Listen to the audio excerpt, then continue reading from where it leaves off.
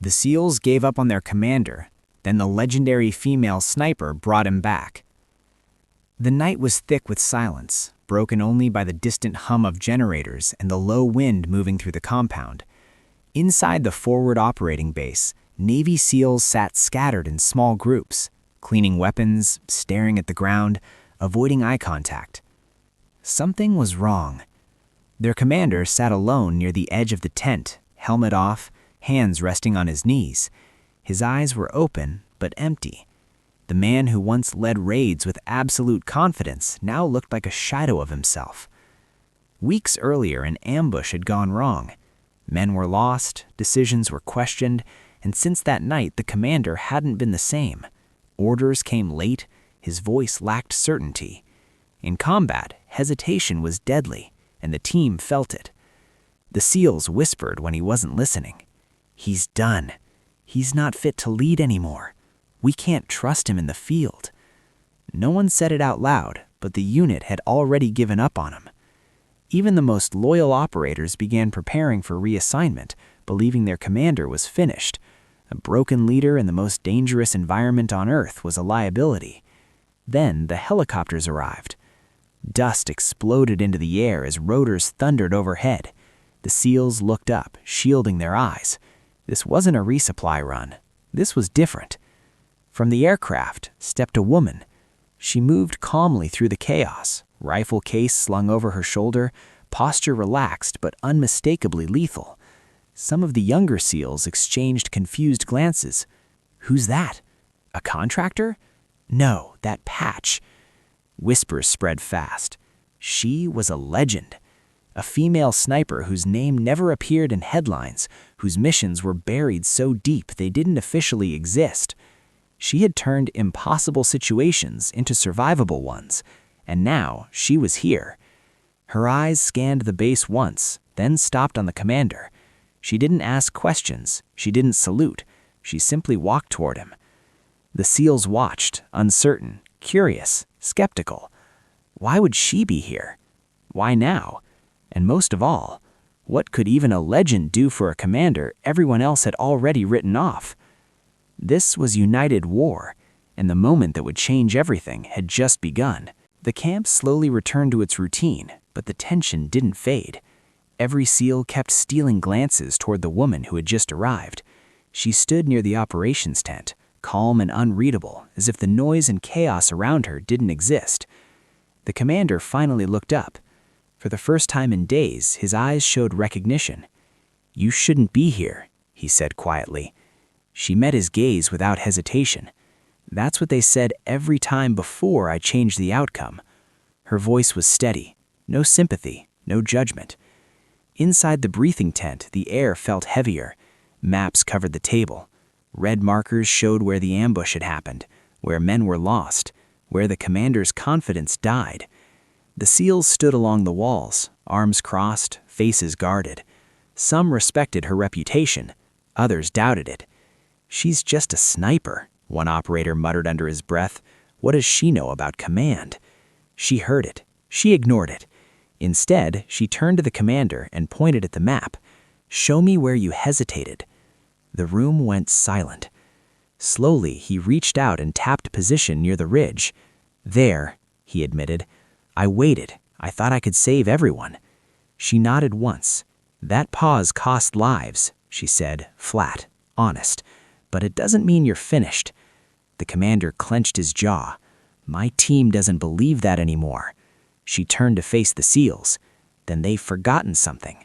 No one leads perfectly. You don't quit because a warrior falls. You pull them back up." Some of the men looked away. Others bristled. "You think words will fix this? We need results." She stepped closer, her presence suddenly overwhelming. "Good, because I don't deal in words." That night, she requested a live-fire operation, not for the unit, for the commander. Gasps rippled through the tent. "You want him back in the field? He's not ready. He'll freeze again." She zipped her rifle case open, the metal glinting under the dim lights. "Tomorrow, you'll see who he still is." The commander said nothing, but for the first time since the ambush, his hands stopped shaking. The SEALs weren't convinced. But the legend had made her move, and dawn was coming. Dawn broke cold and gray. The helicopters lifted off as the SEALs sat in silence, weapons checked, minds uneasy. This wasn't a routine mission. This was a test of leadership, trust, and whether a broken commander could still lead men into hell and bring them back. The legendary sniper sat across from him, calm, eyes closed, breathing slow. She didn't look at the team. She didn't need to. The commander stared at the floor of the aircraft. Every sound echoed the memory of the ambush, the gunfire, the screams, the moment he hesitated. Then she leaned forward. "Look at me," she said. He did. "You already know how to lead," she continued. "You just forgot who you were after you survived." The helicopter banked hard. Red lights filled the cabin. They were in. The insertion zone was tight, too tight. The moment boots hit dirt, enemy fire cracked through the air. The SEALs scattered for cover, instinctively waiting for orders that didn't come. For half a second, the commander froze. Every SEAL felt it. Then the sniper fired. One shot, clean, precise. The sound cut through the chaos like a blade. "Move!" she shouted. The commander snapped back. His voice followed, clear, sharp, commanding. "Bravo, push left. Alpha, hold the ridge. Sniper, high cover." The team moved instantly. Enemy fighters appeared along the ridge, the same terrain where everything had gone wrong before. The commander adjusted, adapting, issuing orders faster than the situation could collapse. The sniper stayed close, eliminating threats before they reached the team, her rifle cracking in perfect rhythm with his commands. Then it happened. An enemy squad attempted to flank the commander's position. He saw it, and this time he didn't hesitate. "Shift now," he ordered. The team pivoted, cutting off the ambush before it could form. The SEALs pushed forward, dominating the ground. Minutes later, the area was secure.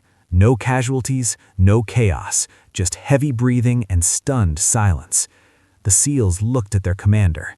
He stood there, chest rising, eyes sharp again. The legend lowered her rifle and gave him a single nod. He was back, and every man on that team knew it. The helicopters lifted away from the extraction zone as the sun climbed higher, casting long shadows across the battlefield. Inside the aircraft, the SEALs sat in stunned silence, not from exhaustion, but from realization. They hadn't just survived a mission. They had watched their commander come back to life. He sat upright now, helmet secured, eyes focused. The hesitation was gone. The weight that had crushed him for weeks had lifted, replaced by clarity and command. One of the senior operators finally spoke. "Sir, welcome back."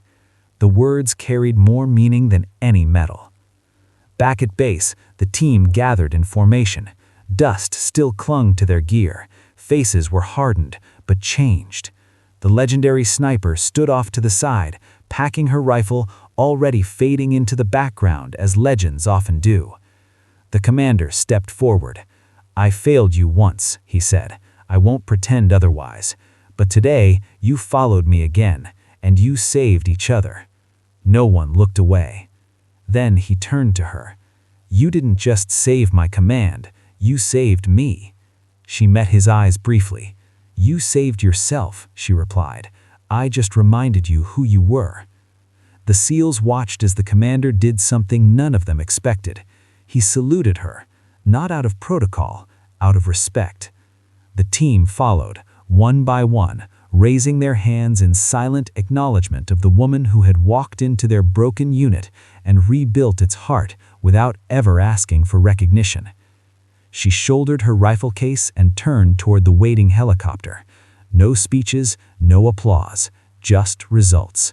As the rotors lifted her away, the commander stood at attention, watching until she disappeared into the sky. From that day on, the SEALs never doubted him again. And whenever the mission felt impossible, whenever doubt crept in, they remembered the day a legendary female sniper reminded them that even the strongest warriors can fall, and that true strength is standing back up.